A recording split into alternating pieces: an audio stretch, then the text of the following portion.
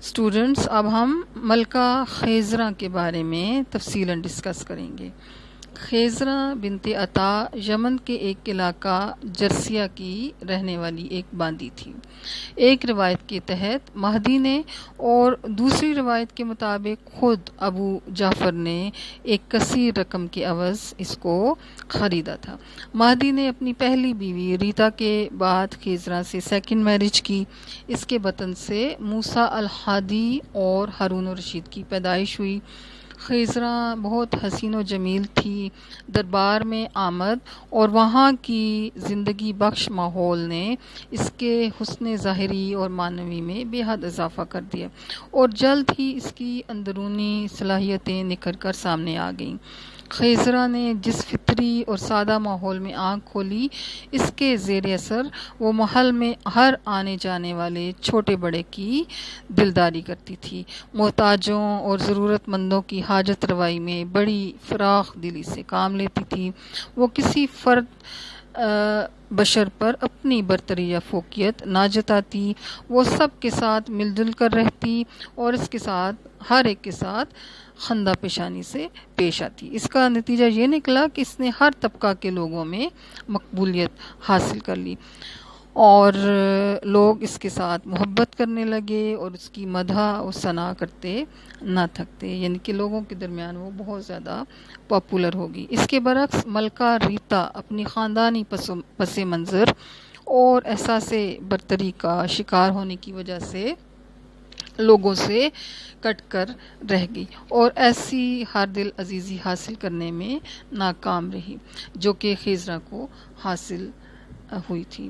ریتا کو اس تبدیلی، گھٹن اور کمی کا احساس تو تھا، لیکن وہ چونکہ بہت زیادہ تکبر کرتی تھی تو اس کے نشہ میں اپنے اندر لچک پیدا کرنے میں ناکام رہی، لہٰذا بامر مجبوری اس نے خیزرہ کے لیے میدان کھلا چھوڑ دیا، اور ایز اے ریزلٹ مہدی اس کا بندہ بے دام بنتا چلا گیا، اور خیزرہ آہستہ آہستہ اسے اپنی ترغیبات، پسند و ناپسند اور خواہشات کی تکمیل پر چلانے لگی، حتیٰ کہ وہ مہدی پر پوری طرح حاوی ہو گئی اور امور سلطنت میں اس کا جو عمل دخل تھا وہ بڑھتا چلا گیا اور اس کی جہ پرستی کھل کر کام کرنے لگی۔ مہدی کے رے میں قیام کے دوران برمک خاندان کے افراد میں یحییٰ مرمکی کی خواتین جو تھیں ان کو خیزرہ کا تقرب حاصل ہوا، اور اس طرح مہدی اور یحییٰ کے درمیان نہ ٹوٹنے والے تعلقات پیدا ہو گئے تھے۔ یہ خاندان اب بے پایاں شاہی التفات اور عنایات کا مرکز بن چکا تھا۔ ہم خاندان برامکا کے بارے میں جو ہے وہ تفصیلاً بعد میں ڈسکس کریں گے۔ ہارون الرشید کی ولادت اور کچھ عرصہ بعد مہدی کے خلیفہ بنتے ہی خیزرہ کے دبدبہ اور وقار میں مزید اضافہ ہوتا گیا، اور اس کا زعم، بالادستی اور فخر و ناز اپنی انتہائی بلندیوں کو چھونے لگا، اور وہ مہدی پر پوری طرح مسلط ہو کر مملکت کی واحد صاحب حل و عقد کی حیثیت اختیار کری۔ ہارون الرشید کی پیدائش کے بعد اسے دودھ پلانے کے لیے یحییٰ کی بیوی کے سپرد کیا گیا، جس کے ہاں فضل برمکی کی پیدائش ہو چکی تھی۔ ملکہ خیزرہ اپنے ازراہ التفات و مروت اور برامکا کی تالیف قلب کے لیے کبھی کبھی فضل کو بھی فیڈ کرواتی تھی۔ اس طرح فضل اور ہارون کے درمیان رضائی بھائی کا رشتہ بھی قائم ہو گیا۔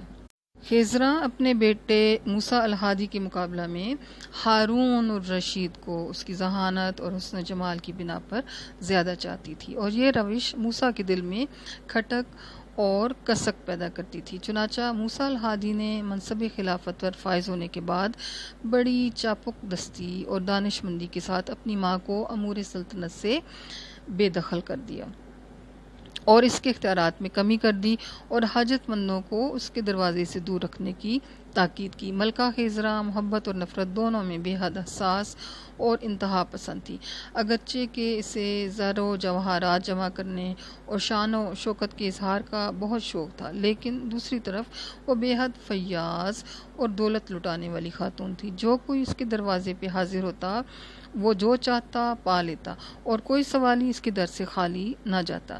مسکینوں، دکھی اور قسمت کے مارے ہوئے انسانوں کے ساتھ اس کا برتاؤ محبت، شفقت اور رحم دلی پر مبنی تھا۔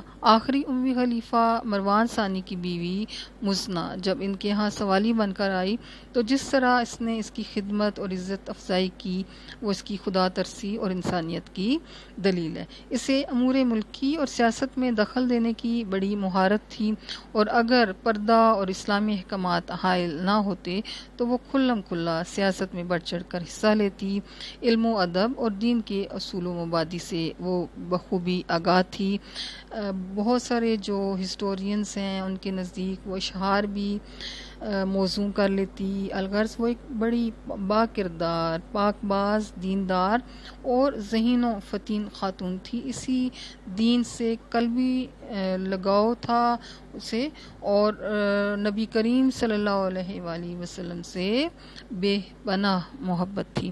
اس نے حضرت نبی کریم صلی اللہ علیہ وآلہ وسلم کی جائے ولادت پر ایک مسجد بنوائی، ماشاءاللہ، اور صحابی رسول حضرت ارقم کا گھر جو کہ دار ارقم کے نام سے مشہور تھا، اس کی اثر نو تعمیر کروائی۔